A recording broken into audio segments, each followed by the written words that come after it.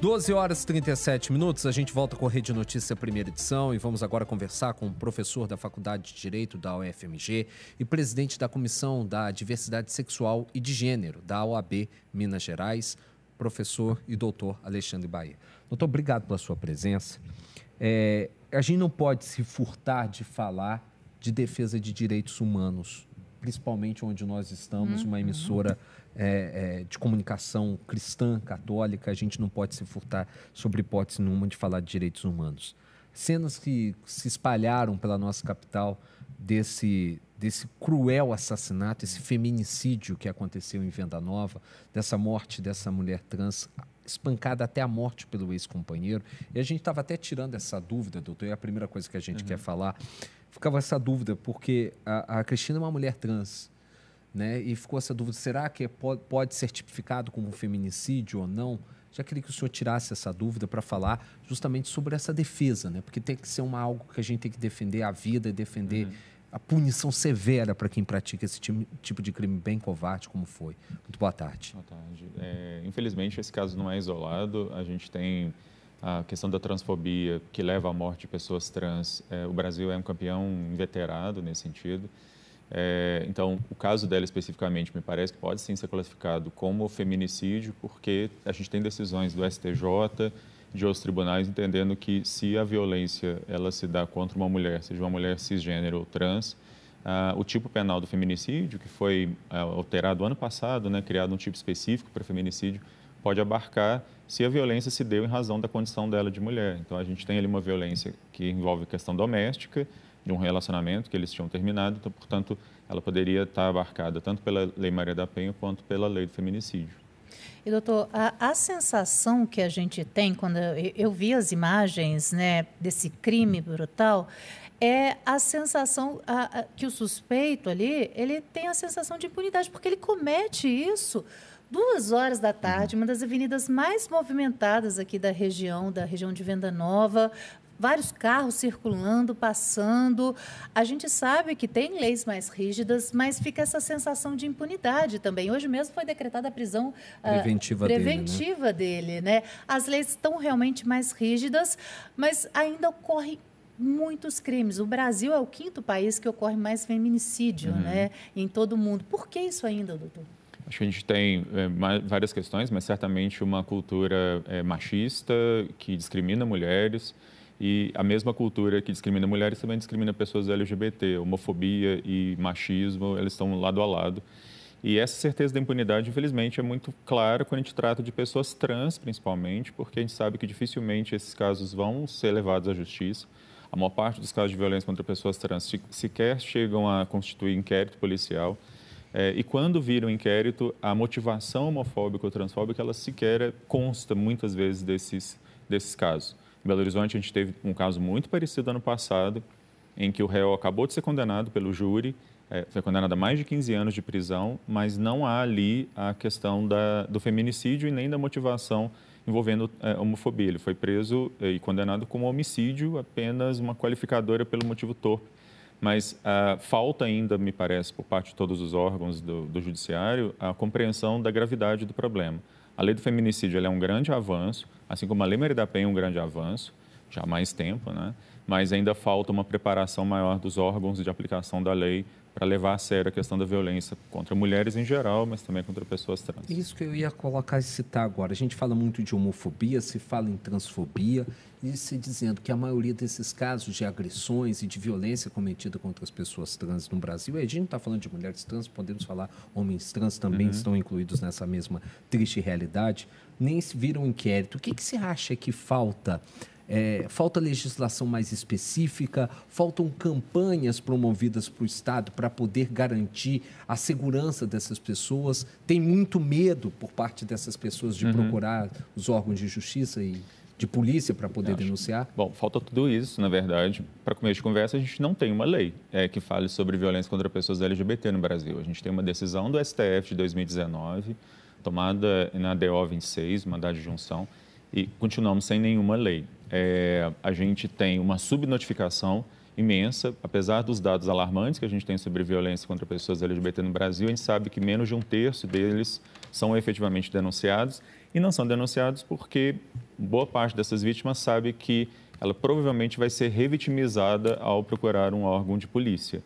E, enfim, vai ser desmerecida, descaracterizada a violência que ela sofre, ela vai ser culpabilizada pela própria violência que ela sofreu, e muitos não procuram os órgãos de polícia para fazer É um modus operandi bem parecido do que vive as próprias mulheres, né, doutor? Que são muitas vezes desencorajadas de seguir com denúncias, são encorajadas a voltar para casa do agressor, com o agressor junto, enfim, o processo é mais ou menos o mesmo e também tem, como eu disse, a mesma raiz de um machismo estrutural da sociedade brasileira, que a gente ainda não... A gente hoje fala sobre isso, né? E eu acho que falar sobre isso é muito importante, mas até muito pouco tempo atrás a gente sequer falava sobre isso. A gente falava o contrário, né? Que em briga de marido e mulher ninguém mete a colher. Eu tenho alguns dados aqui, doutor, só para quem nos acompanha, quem nos assiste e quem nos ouve também pela Rádio América, principalmente em relação ao feminicídio. No Brasil, 4 mulheres são assassinadas por dia, de acordo com o mapa da Segurança Pública de 2025, né? E de acordo com os dados, o número de feminicídios do Brasil teve aumento em relação ao 2023 em 0,69%, isso não levando em consideração aqueles casos que não são notificados, né? E aí eu vou pedir para o senhor falar essa questão desses casos subnotificados, que as mulheres não têm coragem de revelar o agressor, até mesmo porque eles são provedores. O que pode ser feito nas políticas públicas em relação a isso? Mas eu vou pedir para o senhor responder após o intervalo, tá certo? 12h44, a gente vai para o rápido intervalo e volta em instantes.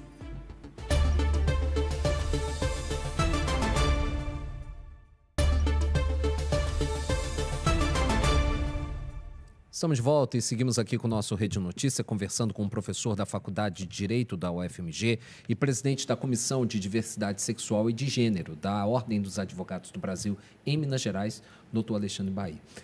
A Janaína estava apresentando os dados, falando nesses dados horrendos que ainda nos colocam numa posição tão péssima, né, no Brasil.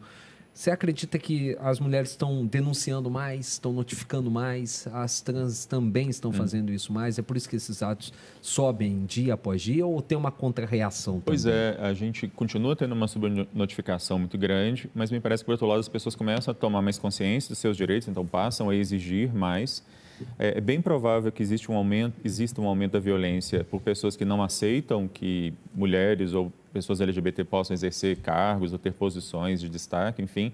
Mas me parece que a motivação principal é da própria consciência das pessoas de que elas têm direitos e esses direitos precisam ser respeitados, que é bom nesse sentido. Agora, quando a gente fala em violência contra pessoas, né, com violência de gênero, essa violência ainda é muito mais exacerbada, né, doutor? Porque quando a gente tem noção do que acontece, quando a gente tem acesso a imagens, como foi o que aconteceu desse crime tão brutal segunda-feira, a gente vê que a forma de extravasar essa violência, a forma de atingir essa pessoa, é como se estivesse querendo mesmo acabar e apagar essa pessoa do mapa, né? Sim, a violência contra pessoas LGBT, e particularmente contra pessoas trans e travestis no Brasil, ela tem um modus operandi específico, né? Ela tem um sujeito específico, que é essa pessoa trans, travesti, que coloca uma expectativa de vida, inclusive, de 35 anos. Meu né? Deus. No Brasil, as mulheres trans têm uma expectativa de 35 anos, enquanto que o resto do país tem 74 anos de vida, né, de média. Mas também tem um jeito específico que essa violência essa morte acontece. Ela acontece com excesso de violência. Então, não é um tiro que a pessoa toma, são X facadas, ou como esse caso aqui, ela foi morta com socos e pontapés no meio da rua, né? Que infelizmente não é novidade. Eu acho que é importante a gente chamar a atenção de que esse caso ano passado, que agora foi julgado, também aconteceu no meio da rua, aqui em Belo Horizonte. Tem um caso muito famoso no Nordeste, a Dandara, que foi há mais tempo, mas também aconteceu no meio da rua, com pessoas passando. E aí a gente fica pensando, às vezes, o seguinte, né? Uma coisa que eu vejo muitas mulheres trans discutindo: se fosse, sei lá, um cachorro de rua que estivesse sofrendo a mesma violência no meio da rua, certamente alguém iria intervir. Mas como é uma pessoa trans, uma travesti, as pessoas simplesmente passam ao lado e deixam acontecer. E o tipo de violência, a gente sabe que existem vários tipos de violência psicológica, a violência financeira também, mas nesses casos a violência física é a mais recorrente, né, doutor? Pelo menos no caso de pessoas trans, travestis, elas são vítimas desde a da adolescência, quando elas são expulsas de casa, elas saem da escola, então os maiores índices de evasão escolar. São dessa população, mais de 70% de mulheres trans travestis não têm ensino fundamental, né? E elas acabam indo para situações de muita vulnerabilidade. Mais de 94% delas vivem da prostituição como única forma de sobrevivência. Então, é claro que isso as coloca numa situação de maior vulnerabilidade a formas de violência muito mais graves, né, do que o restante da população. O caso da Cris é interessante porque ela era uma sobrevivente. Ela sobreviveu ao presídio de Bicas, aqui na região metropolitana, que é um presídio que, durante a pandemia, sofreu uma onda de suicídios. Ela, então, consegue sair de lá, ela faz participa de um projeto de capacitação, consegue um emprego. Então, ela, assim, com mais de 40 anos de idade, ela era um ponto fora da curva. E aí a estatística vem e atropela, Agora, também, a gente estava conversando aqui no intervalo sobre a questão do apagamento dessas pessoas, da memória dessas pessoas. Quando a gente tem acesso ao boletim de ocorrência desse caso, o registro do nome da Cristina está no nome do registro dela natural, né? do sexo masculino. E que é uma outra baita violência que se comete contra essas pessoas, né?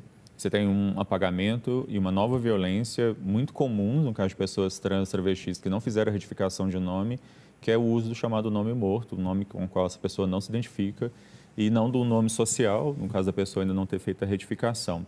E isso vai contra uma normativa do Ministério da Justiça, que é o chamado Protocolo Rogéria, que exige que o nome social da pessoa seja respeitado. Aliás, tem que ser preenchido todo um formulário pela polícia para exatamente evitar coisas desse tipo. Mas, infelizmente, é a regra. E, muitas vezes, na hora que essa pessoa ela é sepultada, de novo, continuam colocando ali o nome morto dessa pessoa e não o nome com o qual ela se identificava. Agora, doutor, como que a comissão da OAB pretende atuar para a punição desse homem covarde, desse assassino covarde que ceifou a vida da Cristina de maneira tão brutal na última segunda-feira? Pois é, a comissão está acompanhando o caso. A nossa ideia é desde o início do inquérito, corrigir esse tipo de questão. Então, fazer contato ali com o delegado responsável, inclusive para que isso seja tramite perante a DECRIM, que é uma delegacia especializada em questões de violência contra pessoas LGBT, para que sejam respeitados ali o que foi estabelecido, por exemplo, no protocolo Rogéria, que conste o nome social dela preferencialmente, né? O nome de registro pode ficar ali apenas por uma questão de formalidade, mas todo o inquérito deve girar pelo menos em torno do nome social dela. E também que essa motivação específica conste em todo o inquérito, inclusive a questão da tipificação do feminicídio. Porque está claro que foi um feminicídio, né? Quando ele afirma categoricamente, né, que não aceitar o relacionamento, afirma isso inclusive na audiência de custódia, e ainda vem com aquele subterfúgio, não, porque eu sou dependente químico, isso é aquilo outro, estou nervoso, como se isso justificasse tirar a vida de maneira covarde como foi feita. Está mais que claro que foi um feminicídio, né? Sentimento de posse, claro, né? Aceitava o término. O discurso é exatamente o mesmo de tantos homens que cometem exatamente os mesmos crimes contra suas ex-esposas, ex-namoradas, enfim, que é essa ideia de posse mesmo, e é por isso que existe o tipo penal específico do feminicídio, né? Que existe uma violência específica que mulheres sofrem por serem mulheres, e por isso eu preciso de enquadrar esses casos exatamente no artigo 121A do Código Penal, que fala sobre o crime de feminicídio. Nos casos em geral, mas também no caso da Cris, me parece bem claro, que é como tantos outros que, infelizmente, a gente conhece. Agora, se não houver essa pressão por parte da comissão e por parte da sociedade, esse crime pode passar batido e acontecer como o outro caso que você está falando. Ser um homicídio cruel, mas não ser tipificado com feminicídio. Porque a pena praticamente que dobra, ela é muito maior. Ela passa, no caso do feminicídio, a pena é de 20 até 40 anos, né? E no homicídio simples, ela é de 6 a 12, enfim. Então, há uma questão específica aí que a gente precisa acompanhar, porque a estatística é justamente o inverso. A estatística é de invisibilização desses casos, de sequer ser feito um inquérito. Nesse caso, eu acho, existe inclusive esse inquérito, porque existe toda uma mídia que está levando isso para o público em geral, porque a gente sabe que a maior parte dos casos não chega sequer a ser feito um inquérito. Se é feito, ele não leva a nada. Muitas vezes é arquivado, conheço vários casos assim. Doutor, a gente sabe que tem o Disque Denúncia, que a pessoa, inclusive, pode fazer uma denúncia anônima, que é o 180, mas como que ela pode reagir, ela deve reagir, se ela se sentir vítima, né? Se ela for vítima também, qual que é o primeiro passo que ela pode dar nesse caso? Por exemplo, ela tem direito a seguir para uma delegacia de mulheres para poder ter um atendimento diferenciado, como é hoje prestado pela Polícia Civil? Com certeza. Procurar uma delegacia de mulheres, se for uma pessoa LGBT, procurar a DECRIM, que é essa delegacia especializada, aqui em Belo Horizonte, pelo menos, né? Especializada em questões LGBT, fazer a denúncia no 180 também, eu acho extremamente importante, até para a gente poder gerar dados. A gente precisa de dados, porque se a gente não tem dados, a gente tem como cobrar políticas públicas, né? Mas é isso. E hoje as delegacias de mulheres, elas são uma grande conquista, na verdade. Elas têm uma série de mecanismos da Lei Maria da Penha para tentar assegurar aí essa mulher um mínimo de proteção. E dá para fortalecer, né, essa rede de apoio, as delegacias, Ministério Público, os postos de saúde, para esse atendimento a essas vítimas também, né, doutor? Sim. Né? E os médicos e todo o pessoal do serviço da área da saúde tem um papel muito importante nesse sentido, que é o de fazer, inclusive, denúncias de casos de violência, quando eles veem esses casos de violência. Eu acho que eles têm que ser tomados aí como grandes parceiros do sistema penal para poder a gente criar realmente essa rede de proteção às mulheres. Como o André mesmo brinca que em vários casos, quem está assistindo esse tipo de violência, se intrometa, né, doutor? Não deixe passar em briga de marido e mulher. Se mete a colher, sim. Não tem essa história, não, porque a gente fica pensando. E outra coisa também que a gente tem que colocar de maneira clara. A gente está falando de pessoas que têm direitos, que estão dispostos na Constituição Federal. Então, é algo absurdo a gente parar para pensar. Que ser humano que sofre um tipo de violência que está tipificada no Código Penal e que, muitas das vezes, as investigações não vão à frente. Isso é um absurdo, isso é um assinte, é um tapa na nossa cara como sociedade, né, doutor? Infelizmente, a gente gasta muito tempo e dinheiro público para perseguir determinados crimes que talvez não demandariam tanto, né? Existe um dado que fala que menos de 10% dos homicídios no Brasil são finalizados com uma sentença condenatória, né? Então, a gente talvez esteja com o foco errado na hora de pensar em polícia, que talvez deveria estar realmente cuidando de coisas que têm mais importância, como a vida, né? E não exatamente quantos gramas de uma determinada substância uma pessoa está portando. É verdade. 12 horas e 57 minutos, termina aqui o nosso Rede Notícia, primeira edição. Agradecendo o senhor, o professor da Faculdade de Direito da UFMG, presidente da Comissão de Diversidade Sexual e de Gênero da OAB Minas Gerais, doutor Alexandre Bahia. Muito obrigado, as portas sempre abertas para o senhor. Acho que essa discussão tem que ser levada cada vez mais a sério e a gente realmente colocar na prática os direitos que estão estabelecidos na Constituição Federal, né, doutor? Isso. Obrigado. Obrigada, doutor. Tá ficando por aqui o nosso Rede Notícia, primeira edição. Às 5 da tarde tem a segunda edição do Rede Notícia com as principais notícias de Belo Horizonte, de Minas Gerais, do Brasil e do mundo, né, Janaína? Mas antes de encerrar aquele recado, segue a gente no nosso canal exclusivo, essa entrevista daqui a pouquinho já está lá para você poder seguir, para você poder tirar sua dúvida também. Rede Notícia TVH no nosso canal exclusivo no YouTube. E agora, bola na rede Júnior Brasil, falando desse jogo de ontem, né, Júnior? Boa tarde.